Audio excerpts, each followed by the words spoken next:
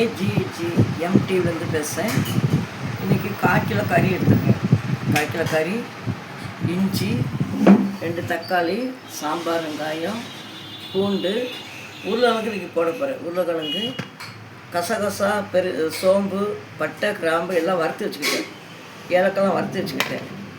அதுக்கூட தனியாத்தூள், வத்தத்தூள், மஞ்சத்தூள் இதெல்லாம் நம்ம சேர்க்க போகிறோம். வீடியோக்குள்ளே போகலாம். இன்றைக்கி மட்டன் சுக்கா. மட்டன் சுக்கா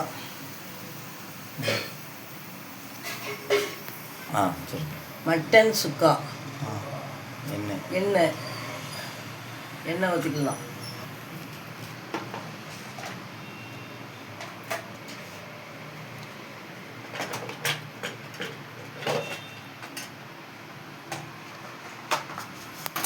கடுகு போட்டுக்கலாம்.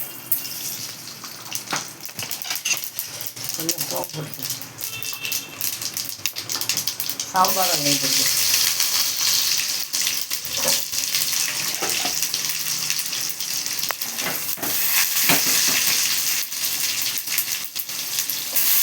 தக்காளி போட்டுக்கலாம்.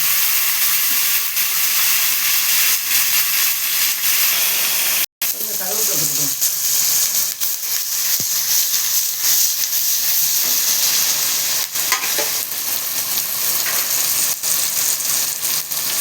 நல்லா வதக்கி விட்டுக்கலாம்.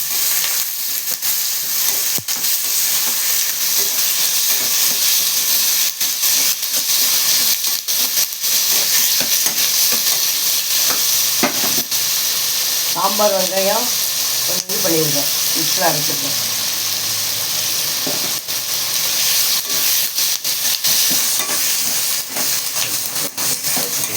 நல்லா வதக்கணும்.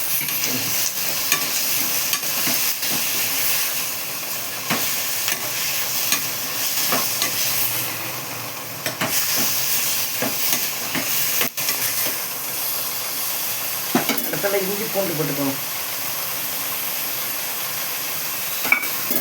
நல்லா வதக்கலாம்.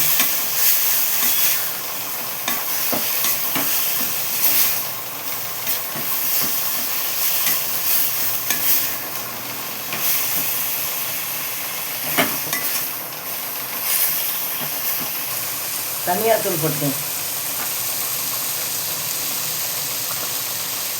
வத்தப்பொடி போட்டுக்கணும். தேவையான வத்தப்பொடி. மஞ்சத்தூள் போட்டுக்கணும். நல்லா வதக்கலாம்.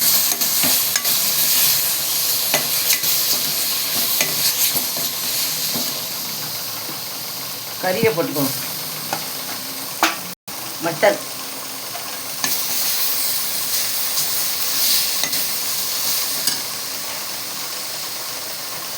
கொஞ்சம் ஆயில் ஊற்றிக்கலாம்.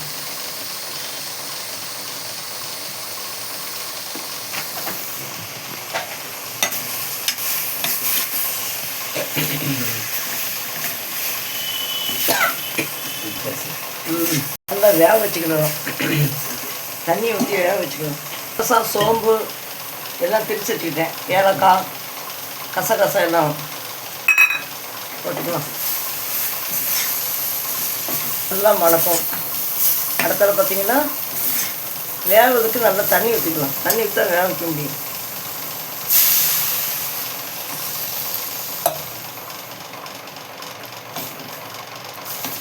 ஒரு 20 நிமிஷம் நல்லா வேகணும்.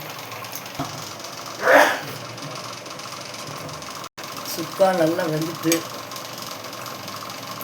சூப்பராக இருக்குது. கொத்தமல்லி இதை போட்டு இறக்க வேண்டியதுதான். சுக்கா இந்த பதத்தில் இருக்கணும். மட்டன் சுக்கா ரெடி ஆகிட்டு. இந்த பதத்தில் இறக்க வேண்டியதுதான் மட்டன் சுக்கா. மட்டன் சுக்கா இறக்க போகும்போது கொத்தமல்லி எதாவது போட வேண்டியதான். ரெடி ஆகிட்டு.